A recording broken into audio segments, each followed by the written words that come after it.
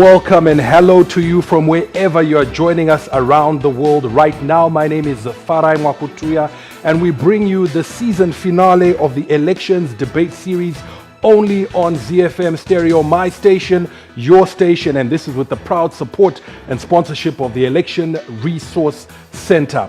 For those who are joining us live on radio here in Harare, where we are broadcasting on 106.4, just to let you know that you can also catch us on our live Facebook stream. Go to the ZFM Stereo page, that is facebook.com/ZFM Stereo or facebook.com/Election Resource Center. So we're broadcasting live on radio as well as on Facebook on the ZFM page as well as the Election Resource Center page. Let me very quickly introduce my panel today. As I said, this is the season finale, so we'll be wrapping up and I suppose looking back and covering all the issues that you as listeners and viewers have raised and brought up to us, the issues that you want addressed by these political parties as we head into the elections. On my immediate left, I am joined by Garikai Mulambo. He's the aspiring candidate for the seat, member of parliamentary seat for Harare East. He's representing the United Zimbabwe Alliance. He also happens to be the national chairman of that party. Garikai Mulambo, a warm welcome to ZFM Stereo. Thank you, Farai. Thank you, Zimbabwe. Fantastic.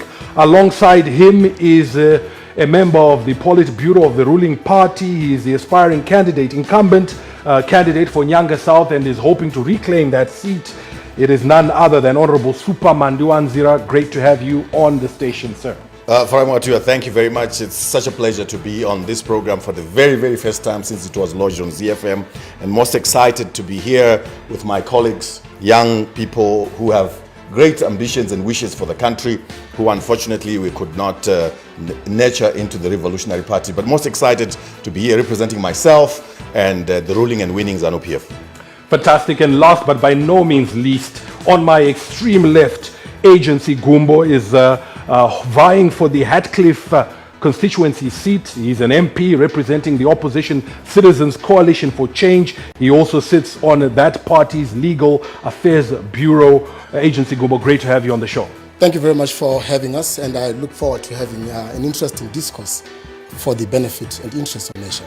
Fantastic. And listeners, this program does belong to you. We want to hear from you. If you have questions, if you have comments, please get in touch with us. The WhatsApp number for those who are listening live on radio is 0772 168 045, 0772 168 045. But for those who are watching on the Facebook feeds, just to put your comments in the comment section, put your question in the comment section, and we'll be able to read some of those questions and comments throughout the course of this program. Just a few ground rules. I think this is all about equity. All panelists will have equal time allocated to them and allotted to them to respond. We will not entertain or tolerate any interjections while someone is speaking, because everyone will be given an opportunity to make their representations and presentations. No hate speech, and I think just respect across the board, which I think is the spirit in which all these debates have been conducted, and I look forward to the very same continuing throughout the course of this program. Mr. Mulambo, I'll begin with you. There are a few themes that I'd like to get through that have come out throughout the course of the program, which are issues that I think people want to have addressed. But before we do that, I'll allow each of you an opportunity to make a pitch, a very quick 5-minute pitch. I'll begin with you, Mr. Mulambo. A lot of people will know about ZANU PF, a lot of people will know about CCC and all the other parties, but you are fairly new. For someone who's sitting out there and saying, who is United Zimbabwe Alliance, and why should I give them my vote? Thank you very much, Farai. Good evening, Zimbabwe, once again. My name is Mulambo Garikai, representing United Zimbabwe Alliance. I am the national chairperson, and I'm also vying for Harare East constituency seat, like it was introduced by Farai here. United Zimbabwe Alliance is a political party that was formed in May 2021. We are barely 26 months old right now. And this is our first election to contest in Zimbabwe with our president, of course, Elizabeth Valerio. We also managed to contest in the by-elections that were held in last year, 2022.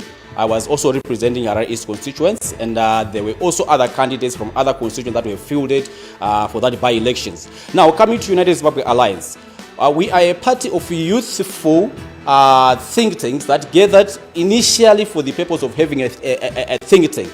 But eventually we said, no, let's have a political party. Why United Zimbabwe Alliance? Because we said we need a new party that represents the will of the people. Like Zimbabweans in general, for the past 4 decades, they've been torn apart between ZANU PF and MDC, now with its cousins. And now we're like, politics have divided people so much that it's no longer unbearable. Like people, they can fight each other, brothers and sisters can hate each other through politics. So we came in to address that discourse, that mischief, to say Zimbabweans must not be divided by political boundaries. We must be united as Zimbabweans. No wonder the name United Zimbabwe Alliance. And also, if we check on our party symbol, we say it's a fist at the hand, meaning to say it's ZANU PF and former MDC. Then, like, we are Zimbabweans first before we are parties as people. So let's be Zimbabweans, and we say in our motto, our slogan, we say, let's unite as we build Zimbabwe. And gatibatane tichivaka Zimbabwe, takabatana tichivaka Zimbabwe in Shona. So meaning to say, for us to go forward as Zimbabwe and build a proper Zimbabwe, we need a united Zimbabwe, not a Zimbabwe that is torn between parties. You know, when two big elephants are fighting, who suffers? It is the grass. Now, no wonder we bring ourselves in as United Zimbabwe Alliance with the theme and purpose of leading Zimbabwe that is united and to try to build that which was failed for the past 4 decades, of course. We can build it together as Zimbabweans. Indeed. Let me stop you there. Bring in your counterpart, Honorable Manduanzira. I think the point that has just been made there, and I think has come through, especially when we speak to opposition candidates on this platform. For the past 40 years, the ruling ZANU PF has been in power. Zimbabwe is perhaps not what many people would want it to be. A lot of people would have wanted a better, to have it better now. So why should we continue to put you back in power when you have not delivered what many or a sizable number of Zimbabweans are unhappy with? Thank you very much, Farai, for giving me this opportunity. I thought you'd also give me an opportunity to do a pitch and then respond to your question. But if you don't mind, I will be able to try and put all them in one response. First of all, I think it's very important to recognize that Zimbabwe is a very thriving democracy, and that on Wednesday next week, just less than 7 days, pretty much, we all will be going to the ballots, to cast our ballots. We will be going to our polling stations in order to choose the next government for the next 5 years. And I think it's very clear that we are going to choose between oratory skills and delivery skills. We either are going to choose 26-year-old party or a party that has a revolutionary background, a party that has distinguished achievements, or a party that is being seen doing stuff, or a party that is delivering or promising to deliver. That's what is going to be the determining factor when we go to the elections next week on Wednesday. You ask a very important question: why should people vote ZANU PF, which has been in power for more than 40 years? Because that is what they know, and that ZANU PF has been consistent. ZANU PF brings to the party the revolutionary background, brings to the party the many achievements that in 40 years this country has been able to achieve, one of which is the education. I mean, as I stand here, I stand with young people all below 40 years, capable of debating national issues on national television and on national radio. I stand here with an audience that is an educated society, some who are watching us from across the globe. Those are the benefits, those are the deliverables that we're talking about. We're talking about a party that is able to deliver in terms of the economic aspirations of our people. The party that led to the independence that we got, fought for independence, but beyond independence is now fighting for economic independence for the people, the majority of the people of this country. So I think it is important to retain a party whose credentials are well known than to go into the dark and expect that things will suddenly happen because there is a promise. I think that as I wrap up my response, Farai, we have a fantastic opportunity to measure the performance of some of the key parties in this election. The opposition CCC, which mutated from MDC, and ZANU PF. And I think we can demonstrate through the amount of work and investment that is being done by the party and the real results we can talk about later on this program, and what has happened to a mandate that has been given to the opposition in terms of running the local authorities, something we can go into a little bit later on. But Zimbabweans have a fantastic opportunity to compare the two political parties who are the main political parties, and of course, taking into account the 26-year-old new baby on the block. 26 months. Let me ask you this before I move on very quickly.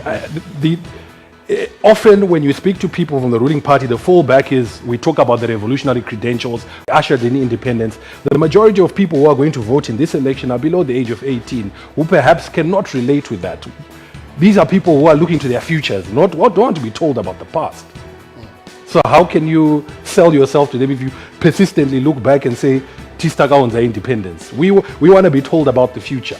Everything begins with a history. I thought we were starting by discussing the credentials. You asked me about the last 40 years, so I had to go back there because you asked me about 40 years. You didn't ask me about the last 5 years. I think it is very critical as we go towards elections next week, Wednesday, for the young people, the young generation of this country, that the only party that will ensure that opportunities come to you as Zimbabweans is ZANU PF party. That the party that is ready to deliver economic opportunity to the people of Zimbabwe is ZANU PF. That the party that has empowered the people of this country with the natural resources, with the economic resources of this country is ZANU PF. ZANU PF is talking about investing in our people.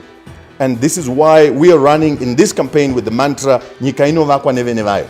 We are not promising that when ZANU PF wins next week on Wednesday, a lot of white people are going to be flooding this country. And when I say white people, I don't mean it from a racist point of view. I mean it to describe what has actually been said. We're not promising that. We are promising that we will open up opportunities in the mining sector, in the agricultural sector, in the ICT sector for our young people who we have invested heavily in terms of their education. We must tell the young people of this country that the circumstances that we find ourselves in as a country, particularly the economic difficulties that Zimbabwe is facing, have not been of the making of ZANU PF. And the young people have not heard this message. The economic situation we are facing has been a result of economic sanctions imposed upon us for the one reason, to separate the people of Zimbabwe from the ruling ZANU PF, to put an opposition which is pliable to outside interests. And these are not just statements, these are recorded statements in the US Senate by those that introduced economic sanctions against our country. Let me stop you there and now bring in our last member of the panel, Agency Gumbo Heathcliff, aspiring member of parliament, Citizens for Coalition Change Legal Affairs Bureau member. Again to you, it's about, why should people give you their vote? As has been mentioned, or as we know historically from the MTC, you are now a Citizens Coalition for Change. Again, a very young baby. Why should people entrust you with the governance of this country? Firstly, let me correct you, Farai, and say that the Citizens Coalition for Change is quite distinct and different from the MDC. We are not the MDC. We're a new political movement which focuses on bringing the citizens of this country together, which focuses on a new culture and a new thinking of governance in this country, a new manner of leadership in this country which considers the citizen more than it considers a few ruling elites. It is a new organization which was formed and has contested in a by-election which it won resoundingly. And why did we win resoundingly? Because our message of hope resonates with the common man of this country. Our message of hope resonates with the citizens of this country. And what is that message? It is a message of restoration. It is a message of reconstruction of our country. It is a message of transformation. It is a message of reconciliation. And it is a message of modernization, of modernizing our government, modernizing our country, and ensuring that we build an all-inclusive consensus state in Zimbabwe. And we do this, say on the 23rd of August, the people of Zimbabwe have an opportunity to choose between hope and despair. The people of Zimbabwe have an opportunity on the 23rd of August to choose a history of bad governance culture in this country and a future of good governance. The people of Zimbabwe have an opportunity to choose between poverty and maguta in the coming election. We have an opportunity as the citizens of Zimbabwe to correct the legacy of ZANU-PF. What is the legacy of ZANU-PF? The legacy of ZANU-PF is economic collapse. The legacy of ZANU-PF is the collapse of leadership in this country. The legacy of ZANU-PF is the collapse of human rights and the rule of law and constitutionalism in this country. And that is the obligation of citizens on the 23rd of August to correct. You would recall that in 1980, Zimbabwe adopted a very thriving economy. You know, our Zimbabwe dollar was powerful against the US dollar, $1 and $1.50. In 2018, when Comrade Superman Dwanzira here and their team took over the reins of power, albeit contestedly, they adopted an economy where we had 10 billion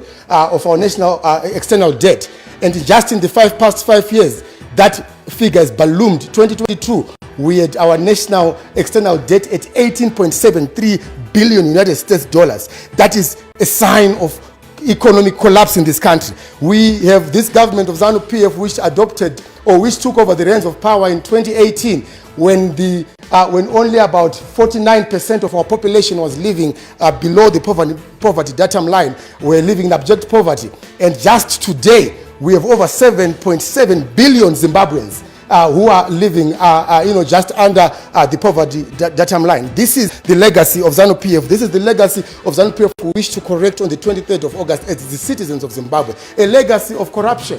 Zimbabwe today loses about 1.8 billion United States dollars from illicit financial flows, particularly in the gold industry. You know of the gold mafia saga.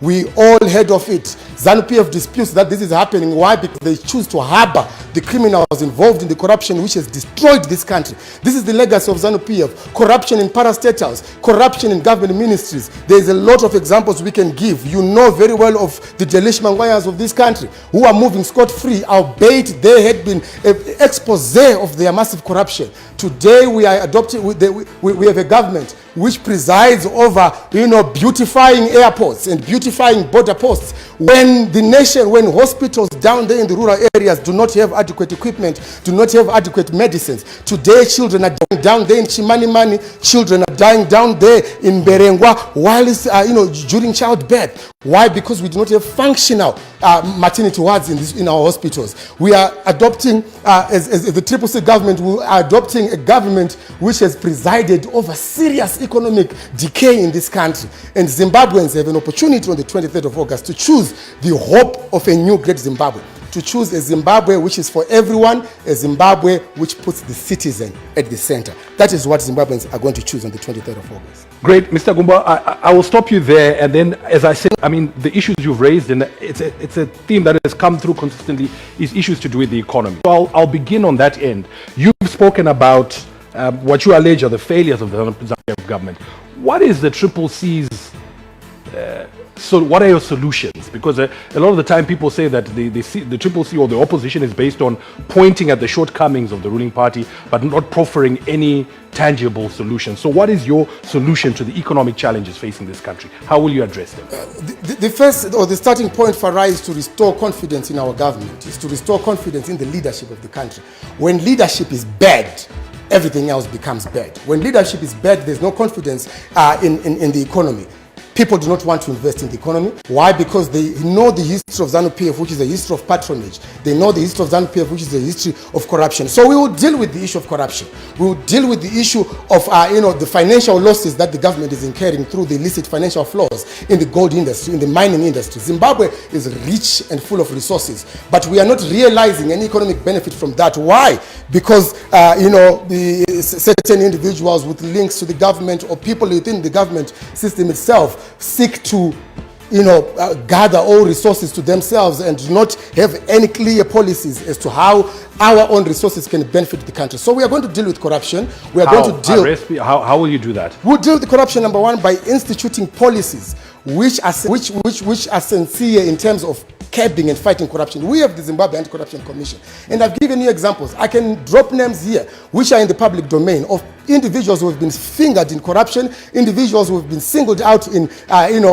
queer and specious government and tender activities. But they are working scot-free. The Zimbabwe Anti-Corruption Commission is there, but we believe that it must be given a proper framework within which to operate. It must not be a lapdog of politicians. It must be the eye of the community. That is what we are going to do. We are going to institute policies that ensure a strong anti-corruption framework in this country, anti-corruption war in this country, so that we stop government losing from officials. So that's how we're going to do it. We'll start there, but again, we will increase our enforcement in terms of tax collection, revenue collection. Why? Because to build a nation, to build an economy, we must ask ourselves the question, where are we going to get money? Zimbabwe today, a lot of people, if we are going to ask each other just in this studio, how many of you remit taxes in some of your business that you run, you realize there's a lot, fiscal mischief that is happening in this country, which we need to go and curb, so that we don't prejudice our economy from the monies that it must be getting. Today,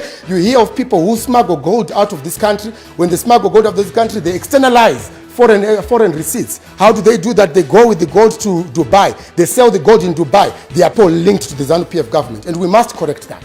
So this is just part of the I can go the whole day debating how we are going to fix this economy. We have a plan. Very quickly, there's one more thing I want to ask, and I'll ask this to all of over 80% of our young people, Farai, are not employed in this country. This has led to the scourge of drug abuse, which we know now today. There's more guka happening in the townships than there is any peace jobs happening in the townships. Why? Because, I was giving you an example of the gold, mischief happening in the trade and industry there.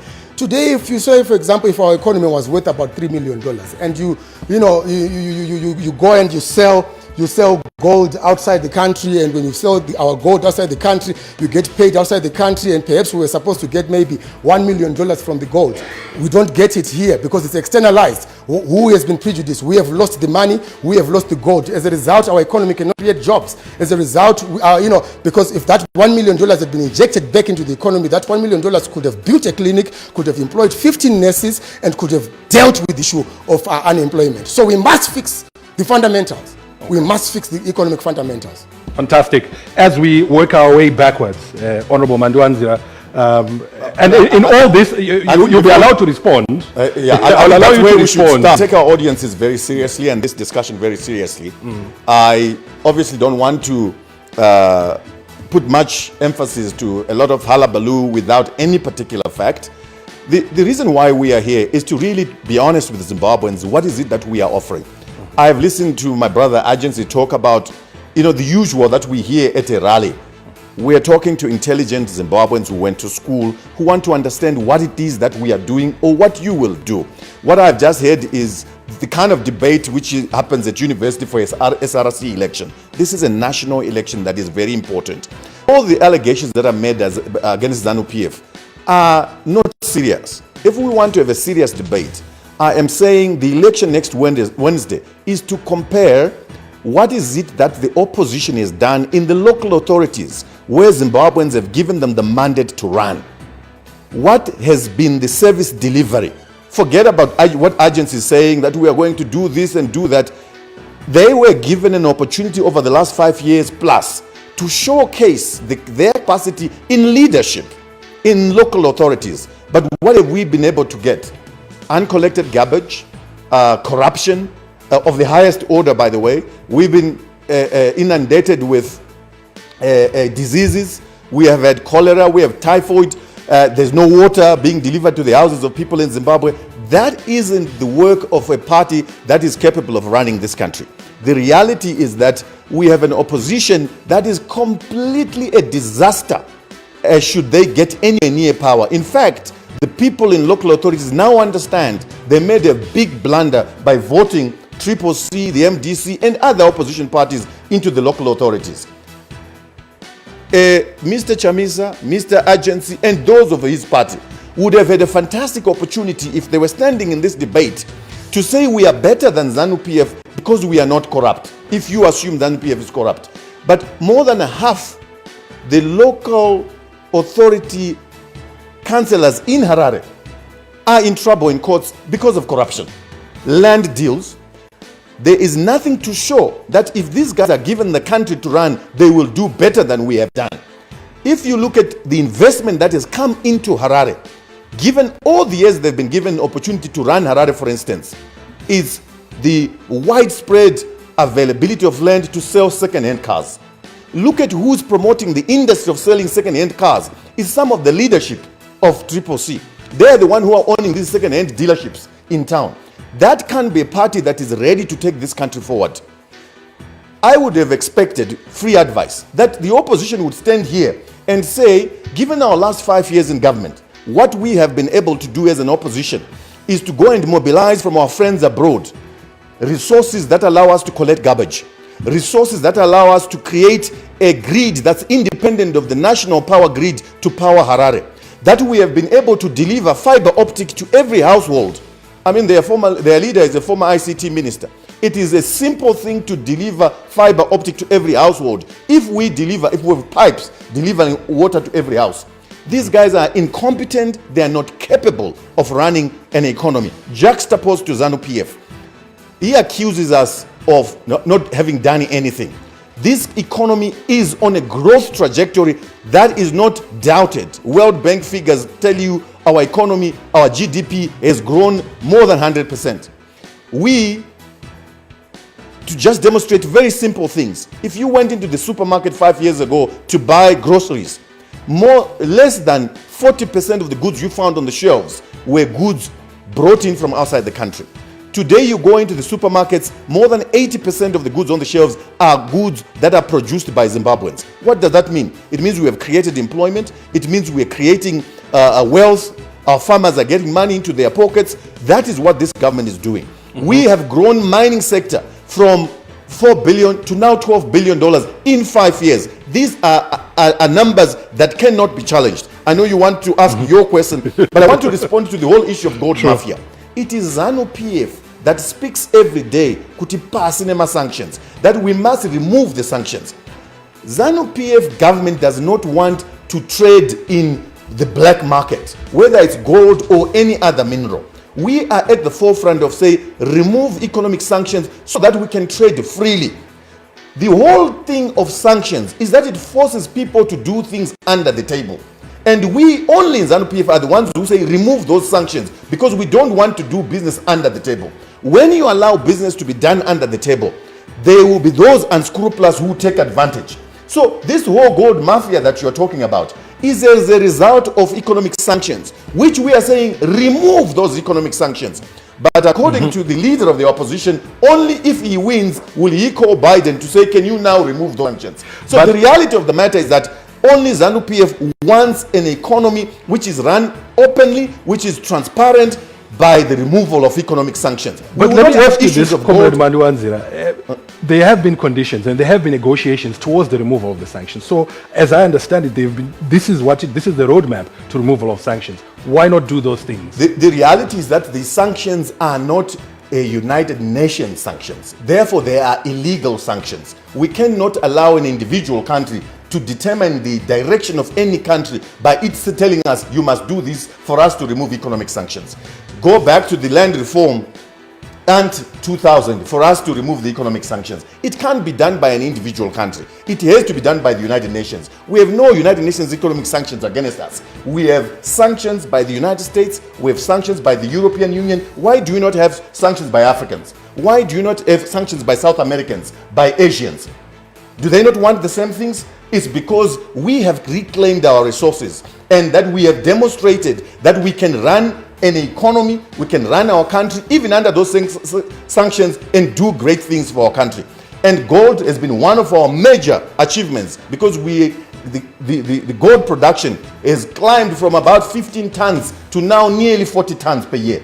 And these are public figures. So nothing is being done under the table. It is only the trading that where you find things are being done outside of the norm because we are under economic sanctions. And the only party that says remove those economic sanctions is ZANU PF. If people are interested in doing things transparently, allow those economic sanctions to be removed and we can trade openly and no one has to do things under the table. Let me stop you there, Agency. I know you want to respond. I was going to ask, but Agency, I know you want to respond. We're going to come to that response. I want to bring in the other. I only responded to you. You should ask. We're coming to you. But I know Mr. Mlambo wants to chip in, weigh in here and your thoughts on this because I think as you were speaking, you were saying... Thank you very much, Farai. Actually, I thought maybe I'm just a spectator. No, not at all. In the audience, not at all. Not at all. I've been equally subtracted from the question. But however, let me first address the issue of economy. How we as United Zimbabwe Alliance are going to address the economic issue that has been destroyed, by the way, for the past 40 years by ZANU and its allies. And when I'm saying with its allies, I'm also talking of the MDC and its cousins, now the CCC.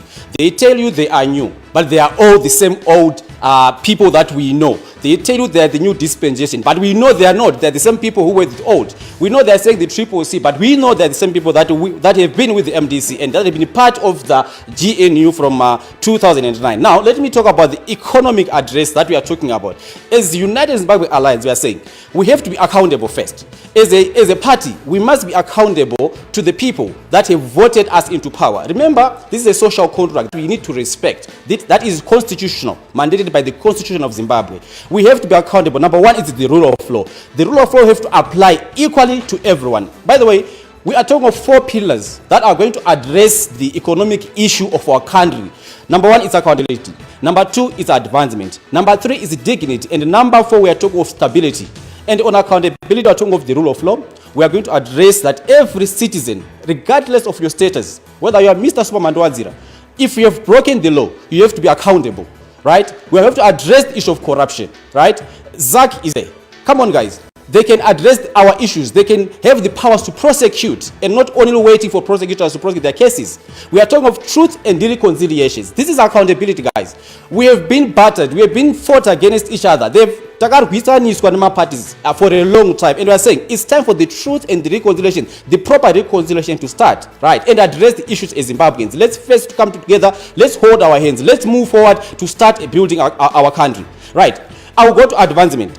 When we are saying our advancement, after we are accountable, now let's work together. Instead of us fighting, holding fists and so forth, let's hold each other's hand and let's go. We want the research and innovation. We have to establish a research department that can help our youth to focus and that can create employment for our youth. We have to do innovations. Our president is the one who introduced STEM, by the way. And he knows and his colleagues.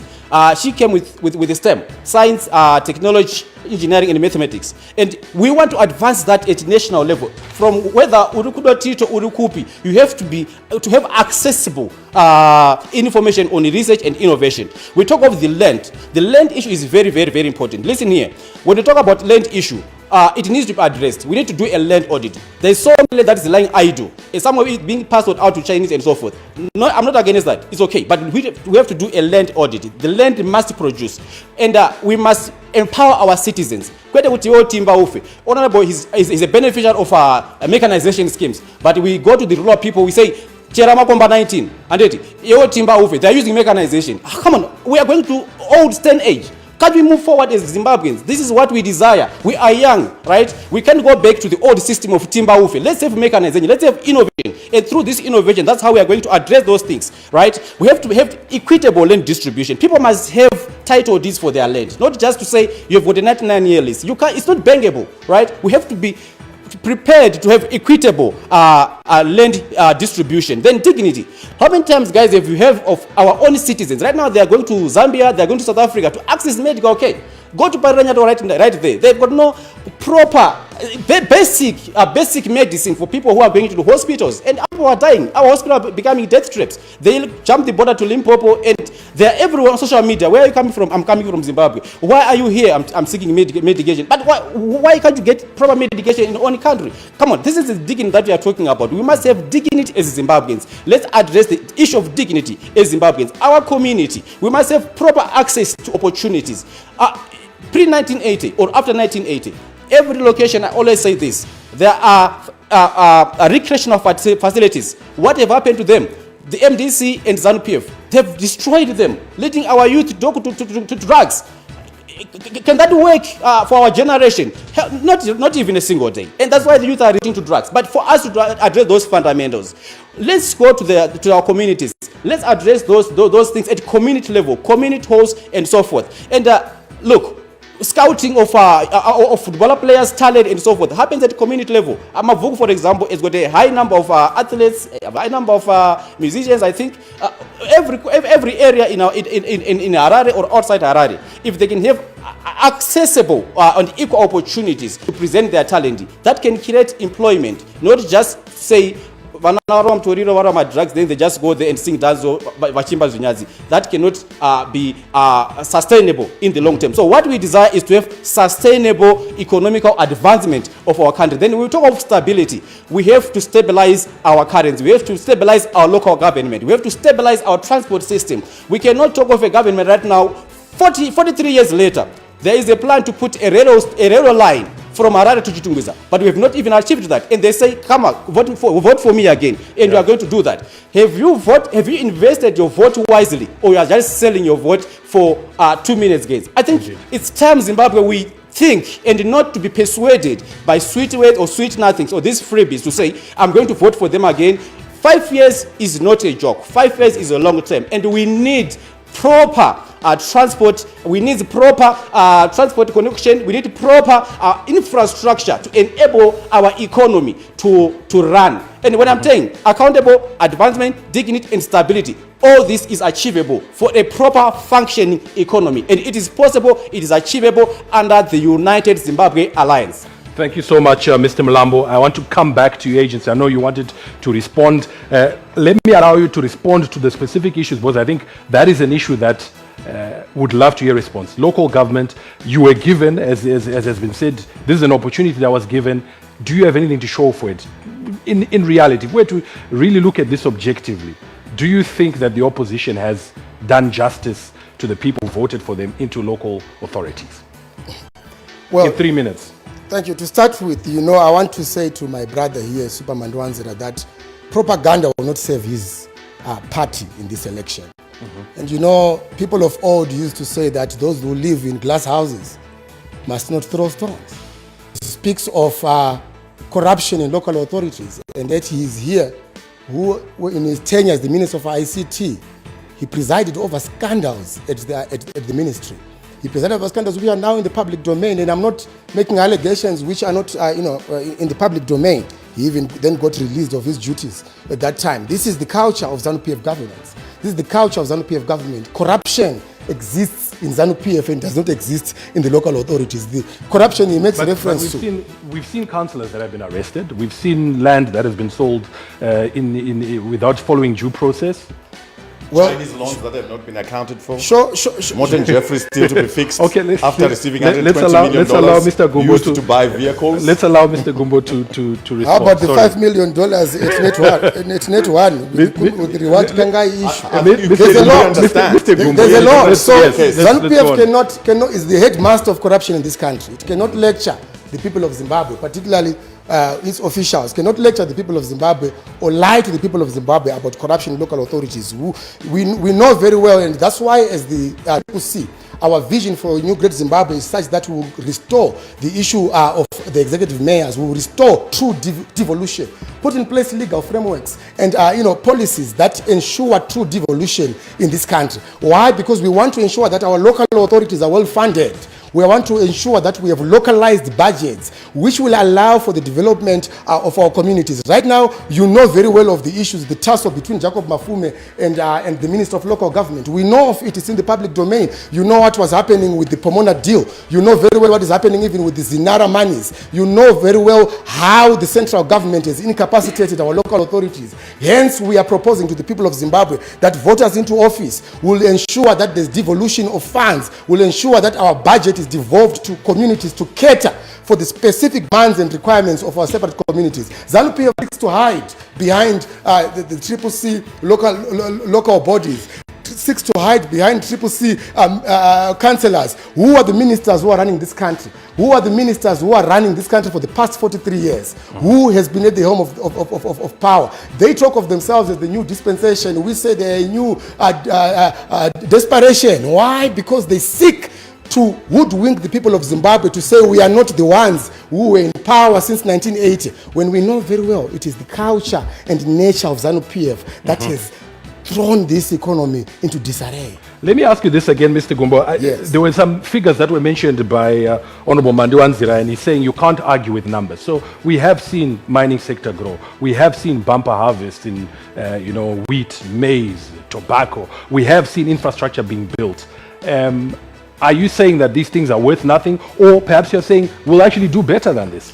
No, number one, we'll do better. How will we do better? We'll do better by ensuring that we prioritize the citizens. We'll do better by ensuring that we prioritize feeding our starving 7.7 million people in our population. We'll do better how? We'll do better by ensuring that any infrastructural development project that is undertaken in this country is done without putting a burden on the national debt. It is done without putting a budget on our external debt. We'll do infrastructure building. We will not want to have good roads and starving children. We don't want to have good and beautified borders which are being built for our children to move out of this country in search of greener pastures. We do not want a nation where we are building beautiful airports. We are building beautiful airports and yet we only have one aeroplane which is functional under the national flag. We will not do that. We will do sincere and genuine development which starts from the bottom, which ensures that the ordinary citizen can walk into a hospital and be treated, get medicine, find equipment there. We'll walk into a school, get educated with a well-remunerated teacher. We'll fix the fundamentals. We will not. Let me I think it's very important that we put this discussion into perspective. I think what is important to highlight is the fact that, first of all, he speaks to me in my term as a former ICT minister and makes aspersions of corruption, on me. Yes. The long and short of the story, because I don't want to make this discussion a personal discussion, is when I was appointed ICT minister, I discovered that there was a 220 million US project that had been granted to a Chinese company without going to tender, that the pricing was suspicious. I hired a Chinese company which offered its services for free to investigate that contract, discovered that we had been prejudiced nearly $100 million on that contract. I asked that we renegotiate a signed contract. I was, through my efforts, able to recover 30 million US dollars. The Chinese company that did that investigation asked that it be paid $4 million for that work out of the 30 million that we had recovered through my personal efforts as ICT minister. That is where the allegation that I had asked for 4 million. I never asked for 4 million. I recovered on behalf of the government of Zimbabwe 30 million on a signed contract. That is the reality. Those are the records in the courts, and that is why the courts cleared me. I never took a cent when I was a government minister. I never gave anyone a contract, my relative a contract in any of the parastatals when I was a government minister. And I would like you to not just repeat this here, go outside and repeat it, and I will sue you because there is evidence to prove that what I'm saying is correct. Let me go to his criticism of ZANU PF of building airports, of building borders, of building national highways. He talks about attracting investment. There is no investment that comes in when the basic thing, that is infrastructure, is not present.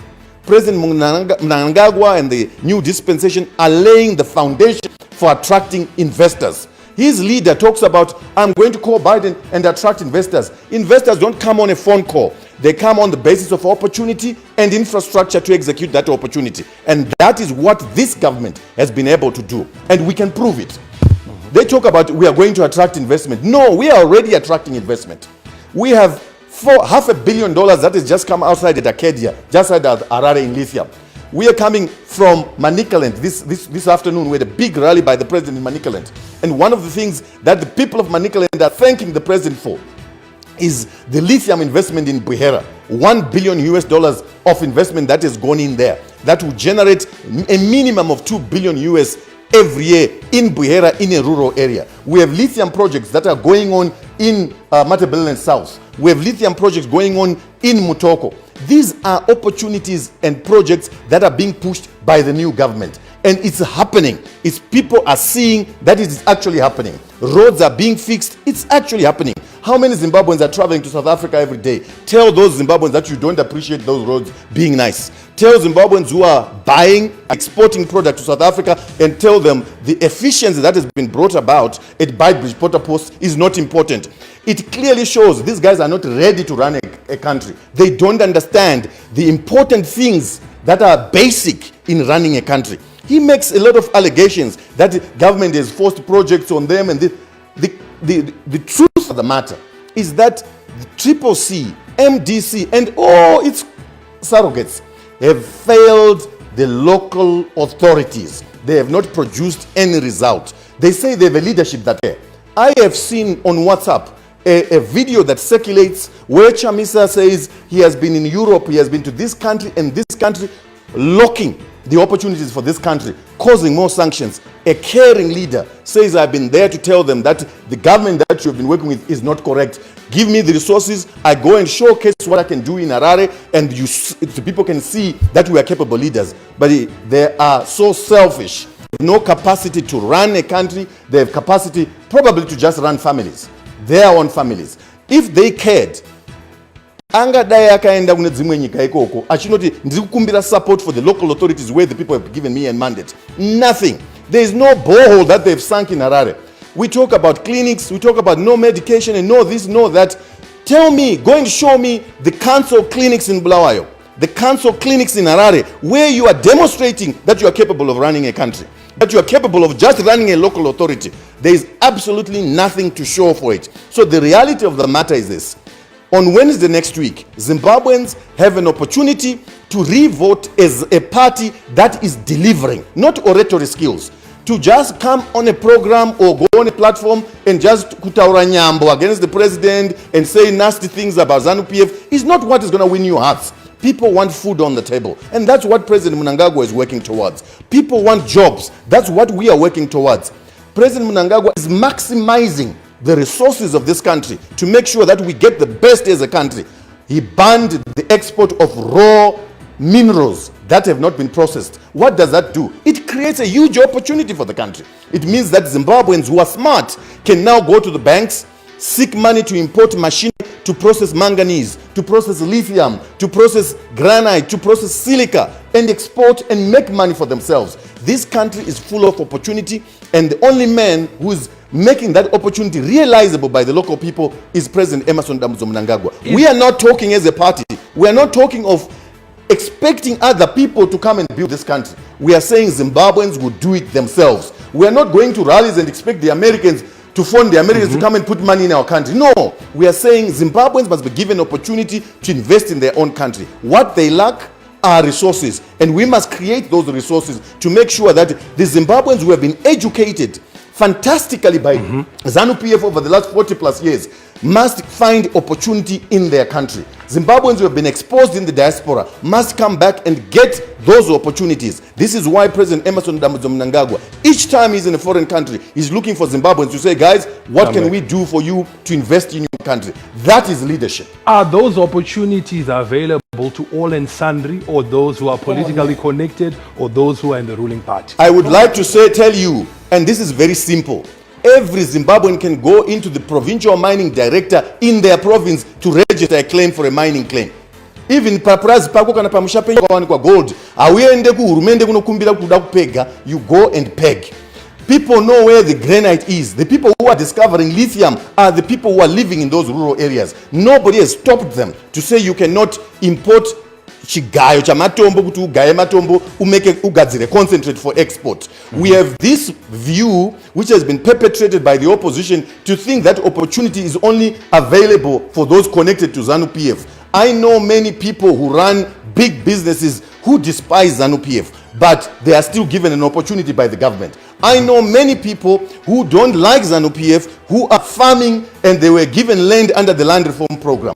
I know people in the opposition, including opposition leaders in CCC, who are beneficiaries of the land reform program. I know many people who are opposed to government but were given banking licenses by the ZANU-PF government. I know many people in this country who have nothing positive to say about our leadership but are the most rich people in our country. So opportunity is given to everyone. Vamnangagwa auye kunonoka padoo pako kuti apa pane lithium chera apo uite mari. No, the opportunities is being given to everyone, and that's what we need to tell our people, that we are giving opportunities, but the only government that can listen to you is a government that understands investment, not a government that thinks investment is kuisa magarage ekutengesa ma second hand cars. That's the only investment that is coming to local authorities. Mr. Garikai Mlambo, I'd like you to come in and respond to some of the issues that have been raised. Thank you very much, Farai. Let me start with the issue of sanction. There is, I think, if what Honorable Spoma Ndwanzara has said, at one point he's talking about we are sanctioned, so we can't operate fully. But at the other hand, he's talking about we have a $1 million lithium operating right now. He's talking about this $12 mining that resources that are coming, and at the same time, that's a huge money. $12 million is a huge money. How much is the budget for the country? It's Zimbabwe. You said 12 billion, exactly. Thank you for correcting me, but my point still remains. How much is the budget for Zimbabwe as a whole? Mining alone, without agriculture, without anything, can sustain our economy without having our cards being declined by international payment agents. That's number one. So, sanction, I think they're a scapegoat from ZANU PF to say we are sanctioned, but at the same time, there's inflow of cash. There are investors that are coming in, and these investors, they don't mind the sanctions, but they're coming in, they're bringing in resources. So, at one point, you are crying sanction. At one point, there's investment coming in. I don't know. I think for me, it's an oxymoron. Then the second thing, can you give me an opportunity? Lesson in economics. Can you give me an opportunity? Can you give me an opportunity? Let's allow him to finish. Okay. Mr. Mlambo, We talk of lithium and other minerals being prohibited to export raw. But we know special waivers to other organizations that can export the same, right? Okay. This means to say there are more who are better than the other. We are never equal. Then again, the issue of opportunities that they are equal, I think that's actually a lie. To start with, go to Glenview. They can tell you if you don't have card Msangano, and when they say Msangano is ZANU PF, you cannot operate in that area. It's a no-go area for you. We've got our members who are there. Everywhere where there is a common operation area, you need a ZANU PF card for you to operate. That's inequality on its own. Now, I can go on and say, let me talk about us as United Zimbabwe Alliance.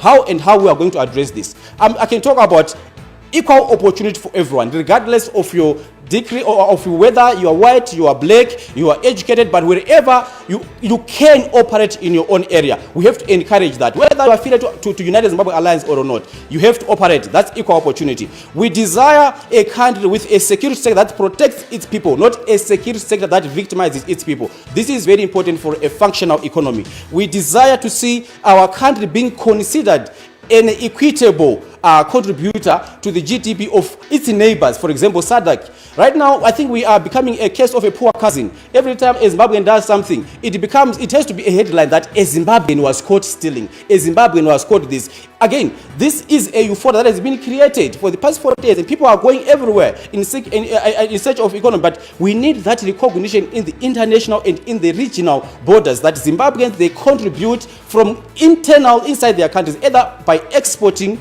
or by a product or our education and our knowledge. Not simply to say they're a parasite. Nobody needs a parasite. The moment that you have a parasite in your house, the next thing you are going to fumigate. We talk of the EDI, the Economic Independent Declaration, that's means 1965. Sanction. But we know that 1965, Zimbabwe had the strongest currency in the region, even Europe.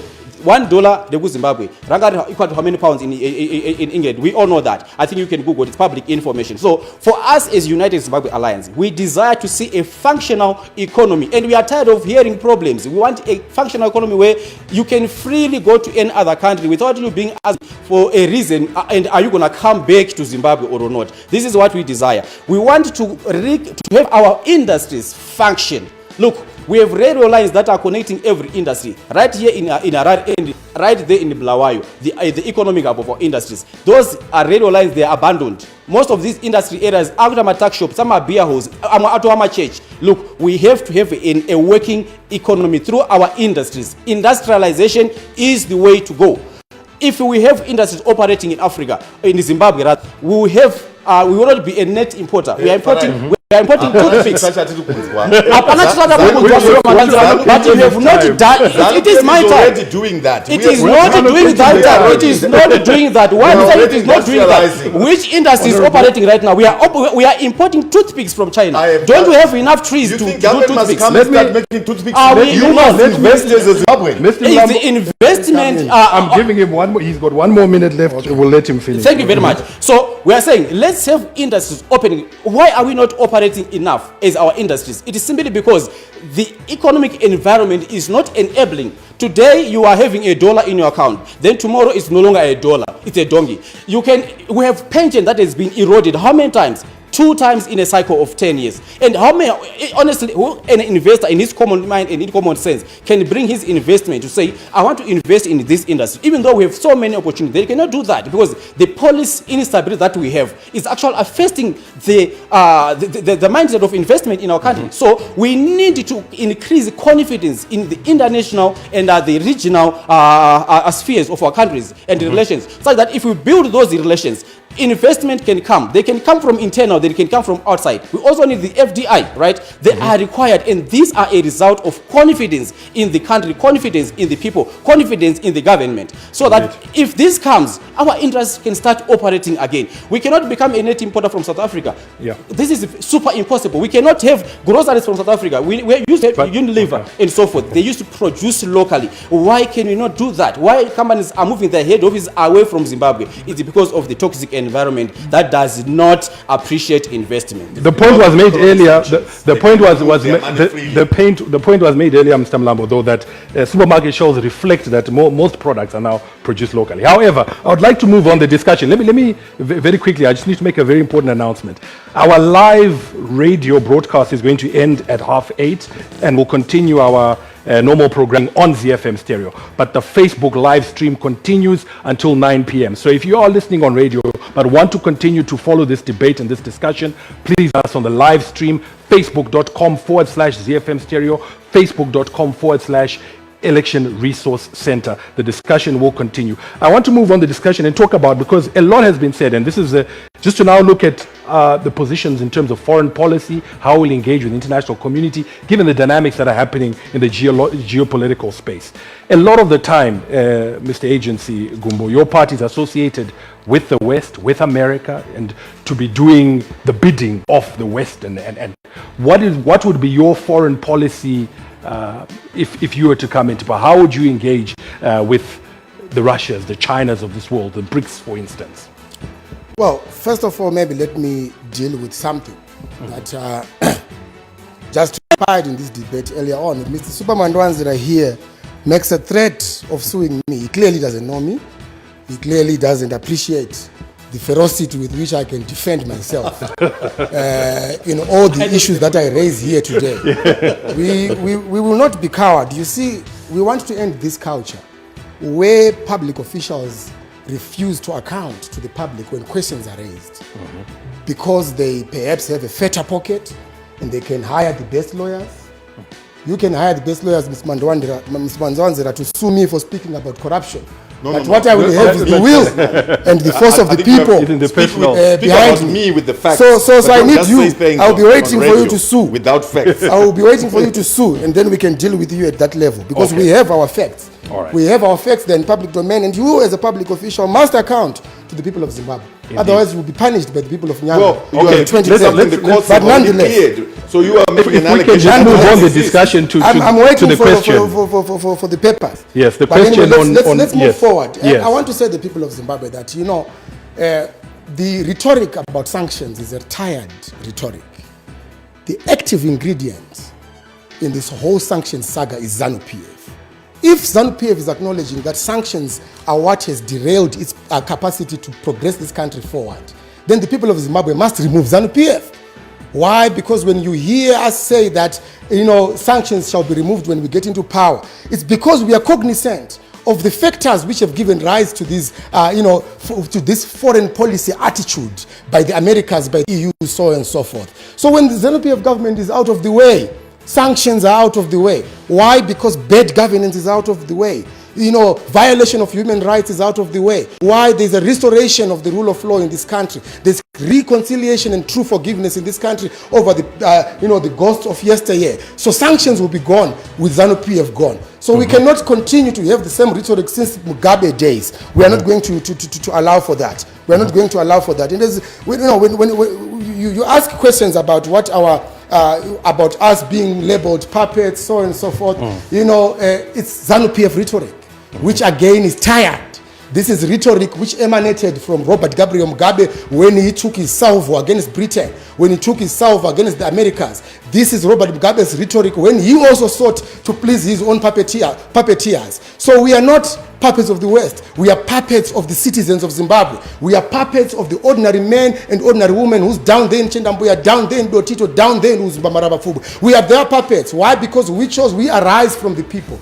We are a citizen-centered movement. Citizen-centered movement which proposes and which shall push and advance policies which are meant to alleviate the poverty in this country, alleviate the living conditions of the people of this country. We are not a Western puppet. We are not. So you will look to and partner and work with all. We will look and partner with all progressive forces which seek to revitalize the economy of Zimbabwe, which seek to revitalize the lives of Zimbabweans. Fantastic. Let me stop you there. Garikai Mlambo, if you could come in, what would be the foreign policy of the United Zimbabwe Alliance? The foreign policy of the United Zimbabwe Alliance is we have to work with people who actually want to improve the life of the people of Zimbabwe through their investment. We do not want people who want to come here and exploit our country for their own personal and selfish gains and for a few individuals who are connected to them. Our foreign policy is very simple. Zimbabwe has to come first, and Zimbabwe needs to come first, and everything else is secondary. If you are bringing, for your information, Zimbabwe is very rich.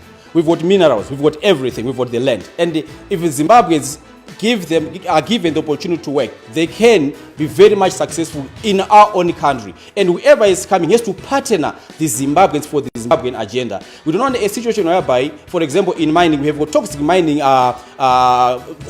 activities that are happening. People just come in and they are doing their mining and vachira samvura in a source of water that is for livelihood in elephants, lions, and so forth. Musango aditi in my game park.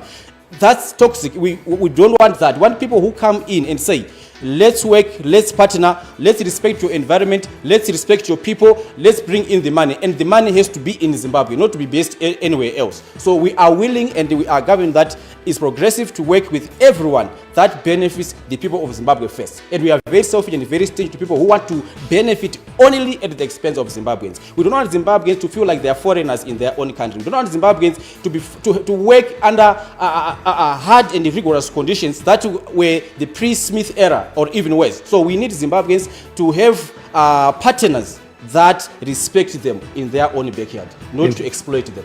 Thank you so much. Let me come to you, Honorable Mandwandera, the same question, but let me just add also to it, a couple of listeners have been coming through and specifically saying, you know, the sanctions issue. There was one I wrote down where he said, even Smith was under my sanctions, but he can't get mkaka. So as you respond to the issue on foreign policy, so also let me to that. start by responding to this issue of sanctions being just rhetoric. Sanctions are not just rhetoric, they are a reality. But we are saying even under sanctions, ZANU-PF has demonstrated that it can survive, that it has the tactics to make sure that we deliver to the people of Zimbabwe just as we have been doing. You have mentioned, and I will repeat, that our gold production has gone up in leaps and bounds from 14 tons to now nearly 40 tons per year. Our tobacco has never been, the amount that is being harvested, the kgs have never been seen before prior to land reform, post land reform. In the last 2 years, our tobacco production has tremendously gone up. Our economy is growing as a result of the efforts of the ruling ZANU-PF and the vision of President Mnangagwa. So even under sanctions, we are demonstrating that we will survive using our own resources. It is foolhardy for any political party to imagine that the reason there are sanctions is because they just hate ZANU-PF, so if we remove something called ZANU-PF, the sanctions are going to be removed. It's nonsensical. It means there is no appreciation of history. We know of what happened in Iraq, the de-Baathification of the Iraqi government. It did not remove economic sanctions. Economic sanctions are put in because certain countries want to benefit from your resources. The only reason they can be removed is when you have given them what they want, not because when you have removed ZANU-PF. So it is worse to put a new party which has no clue of global affairs, and they think that by waking up you phone Biden to say, oh, now remove sanctions, we have done a deal in Zimbabwe. It's a law. In America, it doesn't get removed by a phone call. If you have leadership that is so bereft of the reality, then you have a problem in having that leadership in power. We talk about sanctions so that Zimbabweans understand who is their enemy. Now, they complain that we are talking about sanctions. They are saying we can't operate in local authorities because we are hamstrung by ZANU-PF. If you cannot perform even under difficulties, it means you have no capacity. ZANU-PF can survive and do great things under economic sanctions. It means it is the staying power. And I want to make the other point. When we talk about investment, it's only us who are saying as a party, we are friends of everyone and enemy of no one. The president has made it clear Zimbabwe is a friend to everyone and an enemy of no one. And your enemy is not our enemy. And that is what we believe in. Zimbabwe wants to improve and increase its relations with the United States, with USA, with Russia, with China. If the US is differences with Russia, that's their business. We must look at what our national interest as far as our relationship with the US is concerned, as far as our relationship with Russia is concerned. We don't choose friends. I have never heard the opposition say we will attract investment from China or from Russia. And I would like to educate my friend here. The biggest investment capital is coming out of China in the world. So if your leader or your political party does not recognize the global influence of China in terms of investment across the world, then we're joking. China is the biggest investor in US Treasury bills. China is the biggest investor in infrastructure projects in Europe. China is the biggest investor in Africa. Wise leadership understands and nurtures a relationship with China. If you have leadership that does not recognize that the number one global economy in a few years' time will be China, and that the number one country is the US and will be behind China, then we're actually not talking serious business of taking the country forward. So our policy will be to recognize that the global economics are shifting and that China is becoming a stronger player in the global economy, and we must strengthen our relationship because our relationship is backdated to our liberation struggle. And that we must continue to relate with the United States, but we must also understand that there are boundaries when it comes to our national sovereignty and the aspirations of our people. Mr. Agency Gumbo, let me come to you. The issue of social service delivery, I think you've again made reference to it quite a bit. You've spoken about hospitals not being in a good state, yet priorities are being put somewhere else. If we were to put it to you, where would you prioritize? Because social service delivery is clearly important. Which are the areas that you'd say these are the key priorities and this is how we'd go about funding them? Right, we'll prioritize number one, our education. We have made a commitment to the people of Zimbabwe that in the first 100 days of our, of being in office, and we know the 100 days start running from the 24th of August. What are we going to do? We are going to institute serious reform within the education sector to ensure that not only are we producing people who can cram, but we are also producing students and we are producing graduates who are technically gifted. We are going to ensure that we restore and we rebuild our vocational training syllabus. We will ensure that we scrape out the color system in the education sector, for example. We'll ensure that our schools teach people to be self-sufficient. Our schools teach our children technical subjects to ensure that we can build and reconstruct our economy. We are going to ensure that we restore dignity to our hospitals. Our public health system has totally collapsed. We'll ensure that when you walk into Parerenyatwa, you are not being condemned to death. But when you walk into our public hospitals, wherever you are in the rural areas, you walk in there with the hope that I will get the attention that is required. We'll ensure that we restore sanity and dignity to the civil service. Why? Because right now you have teachers who are being paid figures which are very harrowing in the region. Our teachers are the least paid in this region, and we are going to ensure that we restore the dignity of people who work for government. Why? So that we can restore efficiency in our government system. We are going to ensure that we remove this whole idea of if you want to get employed in the civil service, you must a party card or you must go through some vetting processes of ones we ask with ZANU, so we are not going to put them in. We are going to remove that so that we ensure competence in our government, competence in all our government departments. We are going to ensure again that we introduce what is called a lean government, which is all inclusive and which is based on merit. We are going to even get people like Superman Dwanzira here to say if he wins, but he's going to lose in Yanga. But we are still going to employ him and say, you are a non-broadcaster.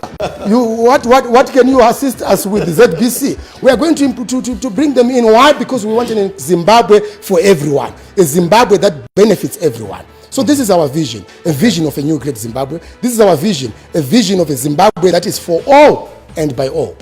The citizen must not just be useful for the vote. He must be useful for all the decisions that government will make. So the citizen will be at the center of our vision of making Zimbabwe great again. But so let me just ask you this, 15 million citizens, yes. Can you be everything to everyone? Can you, because clearly there are, can you make everyone happy? Right, we believe in pro-people policies. If you are going to read through our manifesto, by the way, we launched our manifesto, the new Great Zimbabwe Blueprint. We launched it a couple of days ago in Bulawayo, and the people are receiving it widely. And ZANU PF has come up to say that their record is their manifesto, and I believe Zimbabwe does not need to be lectured on the record of Zimbabwe. Look at your pocket, and you will know the record of ZANU PF. Look at your bank account, you will know the record of ZANU PF. So our new Great Zimbabwe agenda focuses on one thing, and making sure that we drive pro-people policies, we drive pro-poor policies to ensure that Zimbabweans who are disenfranchised in this country, where only a few ruling elites are enjoying. We have Zimbabwe where people are driving Lamborghinis, and yet other people are living at under $1 a day. This is the Zimbabwe reality, and we are going to change that. Yes, we might not be able to be darling and sweetheart of everyone. We might not be able to charm everyone. We might, of course, we are obviously not lucrative to people like Superman Dwanzira, because he knows that as a CCC government will cut the bus stop of Luti. Okay. Mr. Mlambo, I'll let you come in. I know you've spoken to some of the issues, but on social service delivery, what would be your priorities? How do you actually practically fund that social service delivery? Thank you very much, Farai. United Zimbabwe Alliance is a practical party. We believe in action. And the first thing that I can tell you, you can even tell the atmosphere. At one point, I was really scared that a fight might even break in. We want to unite Zimbabwean first. That's what we desire. We want to unite Zimbabwean first. And like I said, a united Zimbabwe can build this Zimbabwe by its own bare hands. And this is very powerful. This is very practical. Right. For starters, we as United Zimbabwe Alliance, we believe in citizen engagement. That's our ideology. And even when we started the party and when we did our manifesto, we went around to the citizens of Zimbabwe. What do we want us to do? For start in Harare or any other urban areas. Okay, let me start with Harare. The transport system is very important. Right now, if you go Panafoti, any rank in the city, there is commotion of people trying to catch the bus that is available to go home, right? But the service industry in transport sector is not enough. What are we going to do that? We are going for number one, to make sure that the train that runs Harare Kwazana must be available for the passengers. We must have a train that runs Harare to Mavuku available. We have to have a railway network that links Harare and Chitungwiza. This is practical. We are not talking of rhetoric and nigina ningi. We as Zimbabweans, as united, we can make this possible, right? And we are also going to on the health sector. What are we going to do on the health sector? We have to make sure that the available hospitals are adequately stocked with the necessities that is required for the people who are coming in as our patients. We do not want to say everyone that goes to hospitals saying, you want me to go to Parirenyatwa? They start to doubt. You want me to go to Salimugabe? They start to doubt. No, we want them to make a choice to say, it's better for me to go to a public hospital than to go to a private, because it's cheaper and everything is available that I desire, that I can get in the private hospital. This is our hospital that we are talking about. It has to be equipped enough. We have to have enough doctors. Those that are away right now, we need them. Come back, doctors. We need you. Those that are graduating, we need them. We have to work together for our people as Zimbabweans. Yes, if we have access, then we can export, just like what Cuba is doing. They're bringing in doctors, right? This is what we are going to do practically. This service that I'm talking about, our education system, it does not. We don't want an education system that is segregational. An education system that talks about the elite, education that talks about, yes, it has to be there somehow, but a children in Mzaraba and a child in Chipinge must have equal education. Kana chiriche government, let there be a textbook for each and every child. That is very much possible. That is very much achievable.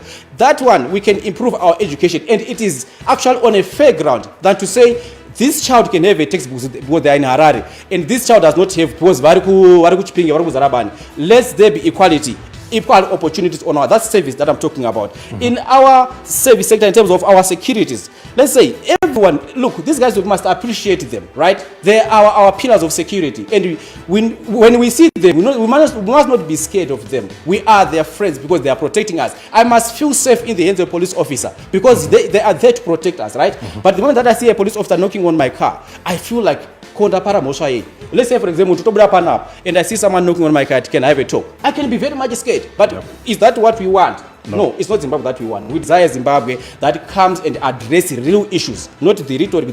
Teachers not Zimbabwean solution for Zimbabweans, and we can do this holistically as Zimbabwean. Takabatana, tichitoka Zimbabwean.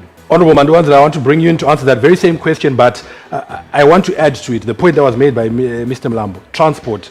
And I'm sure in 2018, that was amongst the many promises that were made. It's still an issue. Where are the Zupcos? Why are people still facing this challenge with transport as you come in to address issues of your social service delivery? Thank you very much, Farai. I just wanted to respond to my brother Agency. I have great respect for him because he's a lawyer.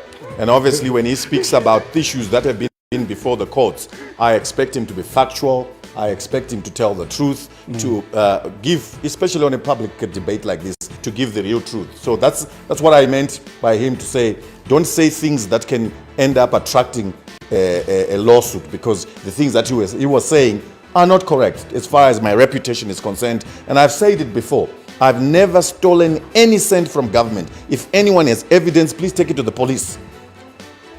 Take it to ZAC.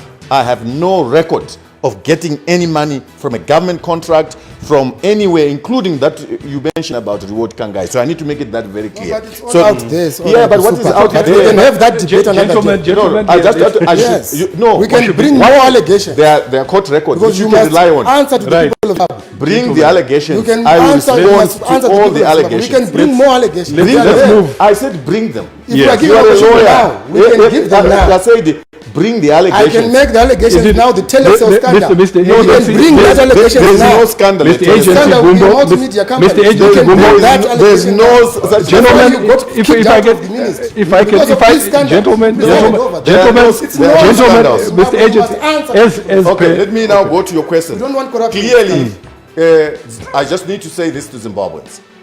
We're not in the politics of loud mouths, no delivery, promises that are, student politics kind, which is what familiar in our in our politics, in our politics, and that's the most unfortunate. That when certain political parties, especially his, go out to the people, they try and hit on people's emotions. Oh, if you want to know how ZANU-PF has performed, look at your pocket. That doesn't mean if you go to South Africa, if you go to the UK and the USA, everybody has money in their pocket. It's very simplistic. It's a simplistic approach to our politics. Clearly what we must do and demonstrate is that we have a plan in making sure that people have the right opportunities that they require. And I need to just respond to my brother here. I know I haven't done him justice by responding to some of his issues. He mentioned the fact that we are importing toothpicks. Clearly that's an opportunity for Zimbabweans to go and invest in toothpicks. If you see that somebody is bringing toothpicks, it means that as a business person, you ought to encourage your colleagues, your members. Is there anybody interested in toothpicks because we see a market? That's what must happen. It can't be a political party and the government saying, yeah, we now want to invest in my toothpick. No, it must be Zimbabweans. What ZANU-PF government has done, it has created the opportunity for people to see that there is an opportunity to bring in machinery to make those toothpicks. And I encourage you to do that, my brother. No, don't respond. You can respond later. My colleague spoke about competence. We are going to bring a competent government. I'd like to remind Zimbabweans, the competence of CCC, MDC and all opposition parties is measured by how they've run local authorities. Ngatisaenda kure, China iruma local authorities, garbage yatadza kukoltwa local authorities, corruption yeland, land barons in local authorities. That is the competence they are talking about in the opposition. That is the competence they have demonstrated. What we are able to demonstrate is the fact that we are rolling out a massive health delivery system in this country. And we have an example to show you. COVID-19. Everybody was saying Zimbabwe is going to be a massive, a graveyard because COVID-19 is going to hit. We are recognized by the WHO as one of the countries in the world to have sterling response, medical response to COVID-19 globally. Compared to European countries, Asian countries, South American countries. That is the competence we are talking about. We, as a government, are right now in the process of making sure that we decentralize all the pharmacies, government pharmacies. Kudara, clinic iri kudotito, yaitumira ku district hospital kutaperwa nemushonga wakati, district yotumira ku province, province yozotumira ku national. All that is being dismantled because government is building all pharmacies, including per districts and later even kuma villages. We are decentralizing health delivery services by community health post. Could every village, every ward must have a community health post. We are doing this despite the sanctions. And this is where, as a government, we are saying we must make sure we use our resources wisely to invest in all these developments for our people and for our country. You mentioned the issue of transport. The issue of transport, again, is an opportunity for all Zimbabweans. Nobody is being stopped in providing infrastructure for transport. We go back to the local authority. I have had the opportunity in my life to travel to many countries. The local authorities run successful trams in the urban areas. There have not been a single idea in the council chambers to do similar like that. My brother here mentions Harare Chitungwiza. It's a private initiative. We want investors to do so. What government has simply done is to say, guys, there's a blueprint. Anyone with money can go in and invest. What the government's role is to create opportunities, is to create a platform where people can see, it's not for government to do everything itself. So that opportunity has been given to everyone. And we are encouraging people to use public transport, invest in public transport, and make sure that people are. But you must give credit to our president. We have imported thousands of buses to alleviate the transport challenges in the rural areas and in the urban areas. But there's an opportunity for the private sector to come in and also play a role. It's not government's role to provide these services alone. Private sector must come in. Right. Thank you so much. Obviously, we've dealt with things at a very macro level, but I must not forget that all of you are also aspiring in your specific constituencies. We have literally 7 minutes left now, so each of you will afford 2 minutes to speak to your constituencies, to those people who you are specifically speaking to for your vote. I'll start with you, Mr. Mlambo, Harare East. Firstly, can I ask that it won't be 2 minutes for me because I have to respond to something. Respond to it very quickly in the next minute, then I'll give you 2 minutes. Thank you very much. Very quickly. Let me say, Honorable Super, let's not hear about sanctions. Let's hear how we are going to address the sanction issue, right? Because if it is about the ZANU, it's got an outline of how are we going to have those sanctions removed. It is very important. And when I talk about toothpick, I was trying to remind you that we've got an able industry that can produce that. As minute as it is, as small as it looks like it's very insignificant. But it was a point that I was trying to juxtapose to say, we cannot be seen doing the smallest thing that we can do local. I'm sure you are very much better, in a better situation to understand what I was trying to put across, right? And then, I want to also respond to the issue of you said the blueprint. For Chitungwiza. I'm telling you, with the opportunity that we had in traveling, you know, the local government runs transport, and the duty of the local government to provide these railways, to provide the transport, like how that's the reason why the president imported those buses, and which again was exporting jobs. And we as United Zimbabwe Alliance, we've got AVM. These guys, they produce buses. They've been producing buses. Why don't we get a license from China and produce those buses locally? We've got qualified engineers. We've got qualified everything to do that. We can have those people locally to produce the buses. Rather, get a dealership, get a license to manufacture those things locally instead of importing them. Mr. Mlambo, your 2 minutes to speak to the people of Harare East begins now. Thank you very much once again, Farai, for giving me this opportunity. Harare East people, specifically Harare East, is our constituency. I believe we had the all the candidates from ZANU-PF, from CCC, from MDC for all these years. It is an opportunity and a privilege for you to have a citizen of Harare East who desires to see change in our constituency, in how things are done. We desire to see people who are not demigods, people who can be servants for our constituency, people who work for our constituency. And for me, I think my mantra for Harare East constituency is centered on 4 specific pillars again, which is number 1, the legislation. Number 2, we talk of service delivery. Number 3, we talk of infrastructure. And number 4, we talk of empowerment. And for the time that I have given, I think I will go specifically on empowerment. And my heart and my desire burns on the youth of Harare East constituency. As far and wide it is, I desire to see youth prospering. I desire to see the next youth minister for sports and arts and culture come from my constituency. Why? Specifically because we've nurtured using the resources within our communities. We've got football grounds, we've got swimming pools, we've got every that you need, facility that was built before. We need to refurbish these facilities and make these facilities available for our youth such that they can run away from drugs. We need a legislator, a servant who comes to the people, who does not prescribe. Come on, guys. You do not go to a doctor and expect the doctor to prescribe you something without you telling them their problem. I have to come to the people of Harare East. What is it that we can do together to make our constituents great, such that we can be the sunrise from the East? Let's be the pillar that can be an example to our constituency. Let's engage the people of Harare East. We can get into the groups, right? This is very important. This is very important, right? For our constituents, this is what we want for the people of Harare East.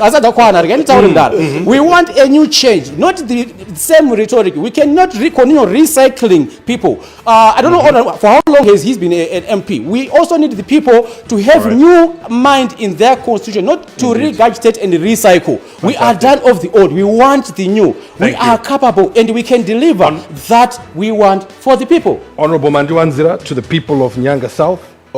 Thank you very much. I just would like to take this opportunity to thank the people of Nyanga South for giving me an incredible 2 terms in office. It's never happened before, and I'm going for a 3rd term, and they have assured me and promised me that they'll give me the 3rd term. And it is on the basis that we would like to take forward the work that government is doing.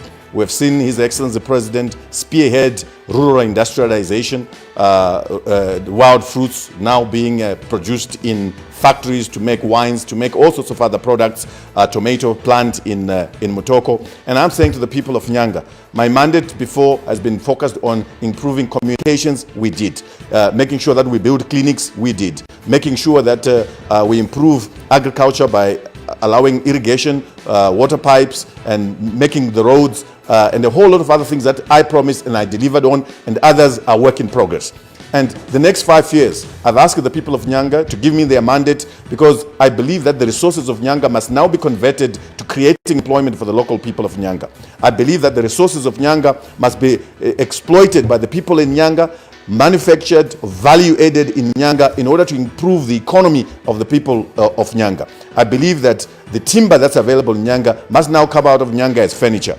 The water from the special natural springs in Nyanga must come out of Nyanga as bottled water, because Mutare right now drinks all Nyanga water coming from Nyangani Mountain, right in my constituency. And we would like now an opportunity to create a business opportunity for Zimbabwean people to go and bottle that water in Nyanga, and we can export it globally because it's coming from some of the finest springs. We would like the fruits that are being produced in Nyanga to be produced into value-added products, and make sure that we supply the Zimbabwean market and the international market. So my mandate is to improve on the economic circumstances of the people of Nyanga by ensuring that we attract investment in areas that are ready for investment in Nyanga. So I'm asking the people of Nyanga again to please continue to support me as you have promised. My colleague here, Agency, was saying I'm going to lose against their candidate. I would like to invite him for tea and coffee next week after Wednesday, so that he understands fully that I'll still be the MP for Nyanga South. And of course, because this may be the last opportunity for me to speak, I just would like to thank my colleagues. I think we had a very fantastic debate. very passionate Zimbabweans, particularly, unfortunately, they are not in the right political parties. We hope we can be able to meet outside of this discussion and convince you that the Revolutionary Party is where things happen. You can only change things from within ZANU-PF. Your passion, your energy, if it was in ZANU-PF, it would actually count for something. Unfortunately, it won't count for anything because you are in the wrong party. Mr. Agency Gumbo, you'll have the final words as the Heathcliff aspiring Member of Parliament. What is your pitch to your constituents? Well, to the people of Heathcliff, I say to you, Agency Gumbo brings to you 3 agendas. He brings to you as your MP the developmental agenda, he brings to you as your MP the empowerment agenda, and he brings to you a very solid legislative agenda.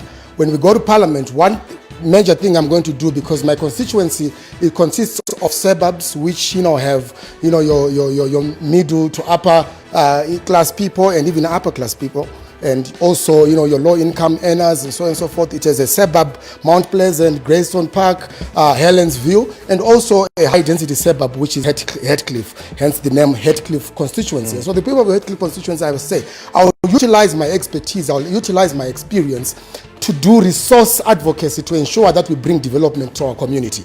Resource advocacy in government, resource advocacy in the private sector, resource advocacy in the civil sector to ensure that we curb and we deal with certain problems that we have been experiencing in our constituency. A lot, deteriorating health, child-headed families, bad roads, poor sanitation, lack of public infrastructure. We will deal with that. How? By ensuring that we mobilize resources which are required to build our Heathcliff. We will ensure that we bring our empowerment agenda by addressing the women in our community, addressing the elderly in our community, addressing the young people in Heathcliff constituency, to allow them opportunities to save themselves from the poverty that they've been thrown into by the ZANU-PF misrule. We'll ensure that we bring capacity building exercises for our young people so that they can be capacitated to be able to fend their own families. We'll ensure that our women are given funding to get into projects so that women are not thrown into other, illicit activities, and we take our youths outside this scourge of drug. I have a strong legislative agenda, and what is that? To ensure the regularization of settlements in Heathcliff constituency. I will ensure the regularization of Heathcliff community. To date, Heathcliff residents do not have title deeds. We want to ensure security of tenure. But how do we do that? We go and we correct the wrong and evil of land baronism in Heathcliff. We will deal with the land barons. We will deal with the land mafia in Heathcliff and ensure that there's security of tenure and there's equitable land distribution and stand distribution, and stop the land theft. Fantastic. Thank you so much, Mr. Agency Gumbo. Thank you to all the guests. Agency Gumbo, Heathcliff aspiring Member of Parliament. He sits on the Citizens Coalition for Change Legal Affairs Bureau. Garikai Mlambo, Harare East, aspiring candidate, National Chairman of the United Zimbabwe Alliance, Supermandu Anzila, Politburo member of the ruling ZANU-PF and aspiring candidate for Nyanga South. Thank you to everyone who tuned in via ZFM on this Facebook Live. Once again, as we've tried and reiterated throughout this program, let's vote in peace, no to violence, and I suppose by this time next week, vote counting will be underway, and we wish you that is a very peaceful and pleasant experience in terms of voting, where you have an opportunity to express yourself and have your say. Thank you so much to the Election Resource Center for their support and sponsorship of this program. Thank you so much for tuning in to ZFM Stereo, my station, your station. Goodbye. Thank you for having us.